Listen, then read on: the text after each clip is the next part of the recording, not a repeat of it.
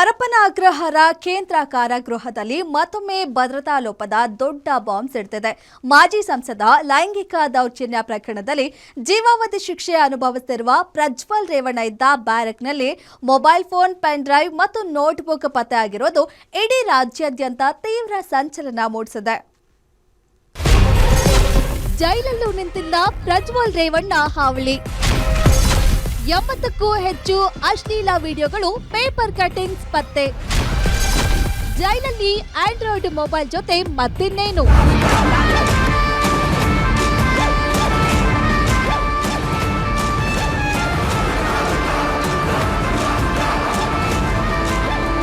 ಅಪ್ಪಪ್ಪ, ಇಲ್ಲಿ ನೋಡಿ, ಅತ್ಯಾಚಾರಿ ಆರೋಪಿಯಾಗಿರೋ ಪ್ರಜ್ವಲ್ ರೇವಣ್ಣನ ದಿಮಾಕು. ಹೊರಗಡೆ ಅಲ್ಲದೆ ಪರಪ್ಪನ ಅಗ್ರಹಾರ ಜೈಲಲ್ಲೂ ಪ್ರಜ್ವಲ್ ರೇವಣ್ಣನ ಮತ್ತೊಂದು ಪುರಾಣ ಬಯಲಾಗಿದೆ. ಮೊನ್ನೆ ಸಿಕ್ಕ ಮೊಬೈಲ್ನಲ್ಲಿ 80ಕ್ಕೂ ಹೆಚ್ಚು ಅಶ್ಲೀಲ ವಿಡಿಯೋಗಳು ಪತ್ತೆಯಾಗಿವೆ. ಆಪ್ತರಿಗೆ ಬರೀ ಕರೆಯಷ್ಟೇ ಅಲ್ಲ, ವಿಡಿಯೋ ಕಾಲ್ ಕೂಡ ಮಾಡಿದ್ದ. ಅದರಲ್ಲೂ ತನಗೆ ಗೊತ್ತಿರೋ ಯುವತಿಯರಿಗೆ ಪ್ರಜ್ವಲ್ ವಿಡಿಯೋ ಕಾಲ್ ಮಾಡಿದ್ದಾನೆ. ದಿನ ಬೆಳಗಾದ್ರೆ ಸಾಕು ಮೊಬೈಲ್ ಹಿಡ್ಕೊಂಡು ನೋಡ್ತಿದ್ದ. ರಾತ್ರಿ ಆದ್ರೆ ಸಾಕು ಹೆಣ್ಣು ಮಕ್ಕಳಿಗೆ ವಿಡಿಯೋ ಕಾಲ್ ಮಾಡಿರುವುದಾಗಿ ಶಾಕಿಂಗ್ ಸತ್ಯಗಳು ಹೊರಬರ್ತಿವೆ.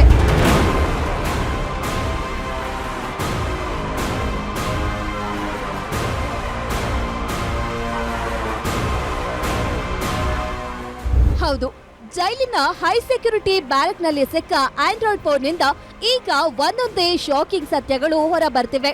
ಮೂಲಗಳ ಪ್ರಕಾರ ವಶಪಡಿಸಿಕೊಂಡ ಮೊಬೈಲ್ನಲ್ಲಿ ಬರೋಬ್ಬರಿ 80ರಿಂದ 90 ಅಶ್ಲೀಲ ವಿಡಿಯೋಗಳನ್ನ ಡೌನ್ಲೋಡ್ ಮಾಡಲಾಗಿತ್ತು. ಅಷ್ಟೇ ಅಲ್ಲ, ದಿನಪತ್ರಿಕೆಗಳಿಂದ ಅರ್ಧಂಬರ್ಧ ಬಟ್ಟೆ ಧರಿಸಿರುವ ಯುವತಿಯರ ಫೋಟೋಗಳ ಕಟ್ಟಿಂಗ್ಗಳನ್ನ ಪ್ರಜ್ವಲ್ ತಮ್ಮ ಬಳಿ ಇಟ್ಟುಕೊಂಡಿದ್ದ ಎನ್ನಲಾಗಿದೆ. ನಮಗೆ ಇದು ಬಹಳ ಬೇಜಾರಾಗಿದೆ ಅವ್ರ ಮೇಲೆ ಕ್ರಮ ತಗೊಳ್ಳೋಕ್ಕೆ. ಆದರೆ ಯಾವ ಬೇರೆ ದಾರಿನಿಲ್ಲ. ಯಾಕೆಂದ್ರೆ ಇಷ್ಟು ನಾವು ಹೇಳಿದ್ರು ಕೂಡ, ಇಷ್ಟು ಅವ್ರಿಗೆ ನಾವು ಅವ್ರ ಮೇಲೆ ಕಣ್ಣಿಟ್ಟಿದ್ರು ಕೂಡ ಈ ರೀತಿ ಅವರು ಕೆಲಸ ಮಾಡ್ತಾರೆ. ಮತ್ತು ಅವ್ರ ಮೇಲೆ ನಾವು ಕಾನೂನು ಪ್ರಕಾರ ಕ್ರಮ ಆಗಲಿ ಅಥವಾ ಶಿಸ್ತಿನ ಕ್ರಮ ಆಗಲಿ ನಾವು ತಗೊಳ್ಳೇಬೇಕಾಗತ್ತೆ. ಸೊ ಇದು ಈ ರೀತಿ ಘಟನೆ ನಮ್ಮವರು ಮಾಡೋಕ್ಕೆ ಹೋದರೆ ಮುಂದೆ ಕೂಡ ನಾವು ಕ್ರಮ ತಗೊಳ್ತೀವಿ. ಮತ್ತು ಈ ರೀತಿ ಘಟನೆ ಆಗಬಾರ್ದು, ಅದರ ಸಲುವಾಗಿ ನಾವು ಪ್ರಯತ್ನ ನಾವು ಮಾಡ್ತೀವಿ. ಹೈ ಸೆಕ್ಯೂರಿಟಿ ಜೈಲು ಅಂತ ಅನಿಸ್ಕೊಂಡಿರೋ ಪರಪ್ಪನ ಅಗ್ರಹಾರಕ್ಕೆ ಮೊಬೈಲ್ ಹೇಗೆ ಬಂತು ಎಂದು ಸಿಸಿಬಿ ಮತ್ತು ಜೈಲು ಅಧಿಕಾರಿಗಳ ತನಿಖೆಯ ವೇಳೆ ಹಲವು ಆಘಾತಕಾರಿ ಸಂಗತಿಗಳು ಬೆಳಕಿಗೆ ಬಂದಿವೆ. ಪ್ರಜ್ವಲ್ ಸೆಲ್ನಲ್ಲಿ ಸಿಕ್ಕ ನೋಟ್ಬುಕ್ನಲ್ಲಿ 30ಕ್ಕೂ ಹೆಚ್ಚು ಫೋನ್ ನಂಬರ್ಗಳು ಸಿಕ್ಕಿವೆ. ಅದರಲ್ಲಿ ತಾಯಿಯ ನಂಬರನ್ನ ಪಾರ್ವತಿ ಎಂದು, ತಂದೆಯ ನಂಬರನ್ನ ಶಿವಪ್ಪ ಎಂದು, ಗೆಳತಿಯರ ನಂಬರ್ಗಳನ್ನ ಕೋಡ್ ವರ್ಡ್ನಲ್ಲಿ ಬರೆದಿಟ್ಟುಕೊಂಡಿದ್ದಾರೆ. ಆದ್ರೆ ಅಧಿಕಾರಿಗಳು ಫೋನ್ ಪಾಸ್ವರ್ಡ್ ಕೇಳಿದ್ರೆ ಪ್ರಜ್ವಲ್ ರೇವಣ್ಣ ಈ ಮೊಬೈಲ್ ನನ್ನದಲ್ಲ, ನನ್ನ ಬ್ಯಾರಕ್ಗೆ ಹೇಗೆ ಬಂತೋ ಗೊತ್ತಿಲ್ಲ ಎಂದು ಹಾರಿಕೆ ಉತ್ತರ ನೀಡ್ತಿದ್ದಾರೆ ಎನ್ನಲಾಗಿದೆ. ಜೈಲಿನ ಸುತ್ತಲೂ ಜಾಮರ್ ಇದ್ದರೂ ಸ್ಥಳೀಯರಿಗೆ ನೆಟ್ವರ್ಕ್ ಸಿಗದಿದ್ರು ಜೈಲಿನ ಒಳಗಡೆ ಏರ್ಟೆಲ್ ಸಿಮ್, ಅದು ಆಂಧ್ರಪ್ರದೇಶದ ಮೂಲದ ಸಿಮ್ ಕಾರ್ಡ್ಗಳು ಹೇಗೆ ಚಾಲ್ತಿಯಲ್ಲಿವೆ? ಜೈಲಾಧಿಕಾರಿಗಳ ಕೈವಾಡವಿಲ್ಲದೆ ಇದು ಸಾಧ್ಯವೇ? ಡಿಜಿಪಿ ಅಲೋಕ್ ಕುಮಾರ್ ಅವರು ತೀವ್ರ ಜಾಗೃತರಾಗಿದ್ದು ಇದರಲ್ಲಿ ಭಾಗಿಯಾಗಿರುವ ಅಧಿಕಾರಿಗಳ ವಿರುದ್ಧ ಕಠಿಣ ಕ್ರಮಕ್ಕೆ ಆದೇಶಿಸಿದ್ದಾರೆ. ಸಿಸಿವಿ ನೋಡಿ, ಈಗ ತನಿಖೆ ಪಾರ್ಟ್ ಏನಿದೆ ದಯವಿಟ್ಟು ಅದು ಸಿಸಿವಿನವರಿಗೆ ಕೇಳಿ. ಅದು ಸರಿ ಆಗಲ್ಲ ನಾವು ಮಾತಾಡೋದು.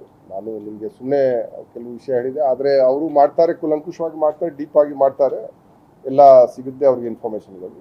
ಅವರು ಅದ್ರ ಬಗ್ಗೆ ನಾನು ಅವ್ರಿಗೆ ಹೇಳಿದ್ದೇನೆ ನಮ್ಮ ಸಲುವಾಗಿ ಇದು ಹಾಗೆ ಬಂತು, ಅದು ಒಂದು ನಮಗೆ ಇಂಪಾರ್ಟೆಂಟ್. ಅದು ಕೂಡ ಅವ್ರಿಗೆ ಅವ್ರ ಕೈಗೆ ಹಾಗೆ ಬಂತು, ಯಾರು ಕೊಟ್ಟರು. ಈಗಾಗಲೇ ಈ ಅಜಾಗರೂಕತೆಗೆ ಸಂಬಂಧಿಸಿದಂತೆ ಜೈಲು ಅಧಿಕಾರಿಯೊಬ್ಬರನ್ನ ಅಮಾನತು ಮಾಡಲಾಗಿದೆ. ಈ ಪ್ರಕರಣದ ಸಂಪೂರ್ಣ ವಿವರ ನೀಡಲು ನಮ್ಮ ವರದಿಗಾರ ಎಲೆಕ್ಟ್ರಾನಿಕ್ ಸಿಟಿ ಪೊಲೀಸ್ ಠಾಣೆಯ ಬಳಿಯಿಂದ ನೇರ ಸಂಪರ್ಕದಲ್ಲಿದ್ದಾರೆ.